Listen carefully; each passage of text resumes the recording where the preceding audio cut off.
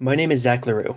For my senior project at North Medford High School, I started creating an exploration-based space role-playing game. In my game, which I've decided to call To Vega, the player will command a spaceship and its crew, taking them to randomly generated solar systems throughout the galaxy. The player will manage their ship's systems and crew, fixing problems and upgrading parts as they go along. On their journey, players will encounter random events where they will have to make decisions that can affect the well-being of their ship and crew, as well as the lives of those who they encounter. Every space station, drifting ship, planet, moon, and asteroid has a story to tell. The player just has to go there and find out what it is. I have spent 281 hours total on my project over the period of 6 months, at an average of about 11 hours per week. The game itself consists of an application file and a content folder that contains the art and audio assets that I've created. The compiled game is 155 megabytes, and the source code has 3,367 lines of code. I started this game with the intention of creating a long-term project that I could continue working on far beyond the time span of my senior project. This goal became complex when I had to try and represent the core of a very large-scale game within the short amount of time of the senior project. Here in this video I'm going to demonstrate the visual progress I have so far, but the majority of my work was put into developing the much more impressive framework and structure that runs underneath what you can see on the screen. The code I have so far is capable of much more than I will show here, but with limited time I was only able to represent the basics for what I want my game to be. I estimate that my game is about 10% done for being in a state that I would consider a full game worthy of playing. As of now, it is simply a demonstration of the core elements of the final product. This is the main menu of To Vega. It uses my graphical user interface system, otherwise known as a GUI, that has been the main focus of attention for a large portion of this project. Every component on the screen is a unique object with its own properties and functions. For example, this New Game button is a separate entity from the logo at the top of the screen. However, both the logo that I cannot interact with and the button that I can click inherit from the same base object that I call a D-control. In order to control what collections of D-control objects, such as these buttons, do, I use a system I call pages. The main menu page contains code that defines how all of these buttons work and what each of them will do. I use this pages system to represent this collection of data that appears to be a main menu page as its own unique container of smaller objects, such as buttons and logos. At the same time, I can open and interact with another container of D-control objects that I call the options page. Both of these pages are separate items, and each contains a hierarchy of children objects. My system allows me to very quickly create a user interface that does a very specific task, but I do not have to sacrifice the capabilities of any part of the system because they all inherit code from the feature-rich D-control object. Going back to the main menu, I have 4 buttons laid out. The first opens the New Game page and allows the user to type in a name for their save file and then create it. If another save file of the same name already exists, a new game will not be created, and instead, a warning message will pop up. Next is the Load Game page, where a list of all the existing save files is displayed. The player can click on one of them and hit play or delete. Deleting them will remove the save file from the computer. Playing them will pick up where the player left off last on their journey. The third button opens the Options page, which allows the user to change how the game runs on their computer. Currently, there are only options to enable debug modes and change the game's resolution to fit different monitors, but in the future it will include options like defining what keyboard keys control what actions and other graphical settings that can affect performance. The last button is the Exit button, which simply closes the game. When the user creates a new game, they are first greeted by their ship. Our ship can be rotated and moved forward and backwards using the W, A, S, and D keys, although this will be configurable later on. The ship's engines shoot out particle effects to tell the player they are active. Zooming out with the scroll wheel, we can see that our incredibly small ship is orbiting the star in this solar system. Using the scroll wheel, I can zoom out until the star becomes a dot among the background stars. But this is still not far enough to see the other planets in the solar system.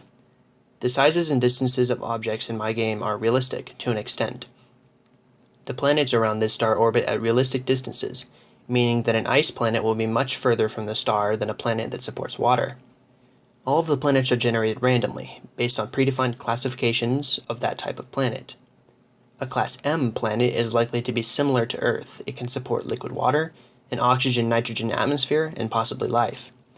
When a planet is generated by my game, it picks the type of planet it will create, for example, a Class M Earth-like planet, and then reads the classification for that type of planet to find the minimum and maximum values for each statistic, such as size, mass, temperatures, orbit radius, and more. The game creates an actual planet using random values within these ranges specified by the classification, and then adds that planet to the current solar system that it is building.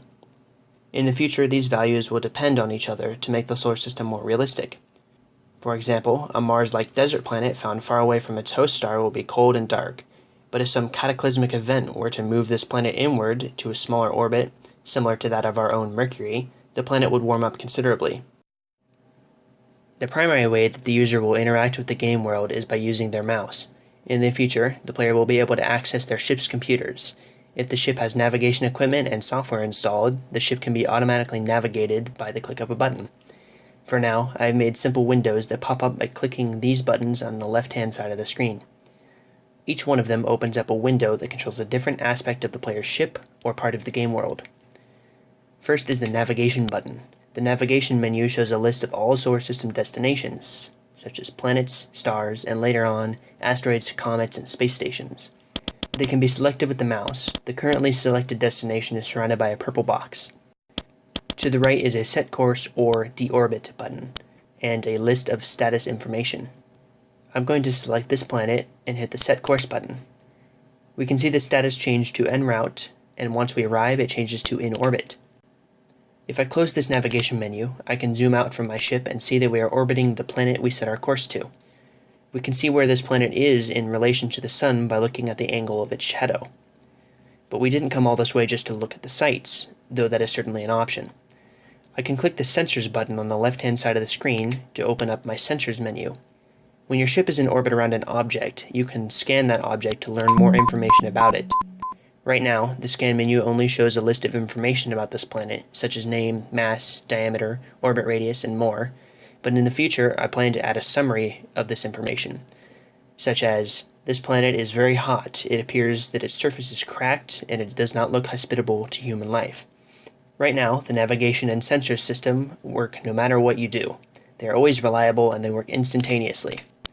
I plan to have the sensors and navigation systems run as part of a ship's computer system, and they will be reliant on having the proper hardware installed. If your ship has a very simple set of sensors, you may only be able to scan for certain information, or it will take a long period of time to do so. If your ship's navigation systems aren't up to par, you may only be able to travel to the nearest planet instead of a faraway world on the edge of the solar system. My game will heavily involve the use of your ship and will require the player to maintain their ship, fix any damage it takes, and upgrade its systems to the best they can afford in order to make their journey safer and allow for more information to be harvested. Moving on to the local map, we can see a visual representation of the solar system and its bodies. The planets are lined up in order by distance from the host star, and are scaled proportionately to the size of the star. Next after that is the galaxy map. The galaxy map opens up a window that shows the galaxy and all solar systems within it. The current solar system is marked in red. This map can be dragged around with the mouse and zoomed in and out with the scroll wheel. All of the purple dots on this map represent other solar systems. The player can travel to them by clicking on their respective dots. Here I will travel to a faraway solar system. We can see the warp effect activate, and we travel in the direction that the other solar system was in. And we stop when we arrive, in orbit around the new star. In the future, I want to punish a player for not looking before leaping, much as you would expect in real life. If the player uses their warp drive to go to another solar system without scanning it first, they could warp inside of a planet, or find themselves surrounded by enemy pirates. The future of my game is still up in the air. I am making this game because it is a game I would want to play, but I do not have a future image of this game set in stone. I am constantly rethinking features and imagining how the future game could look. The list of things I want to be able to do in this game in the future is extensive, but some of the bigger features include the ability for the players to design their own ship and upgrade its systems, shuttles that can be landed on the surfaces of planets so that they may be explored, space stations that the players can navigate and purchase goods or services at, and random events that occur all over the galaxy. These events would force the players to make decisions that could affect their ship and crew for the better or worse. My game will have a main storyline that the player will have to follow at first. The storyline will tell the players some history on the universe they inhabit and show them the things they can do in Off to Vega. In my game, the sky will certainly not be the limit. Players will be free to follow the main storyline or break off of the defined path and do whatever they want. The player will be given many decisions to make, but the set of values the player chooses to make those decisions with is up to them.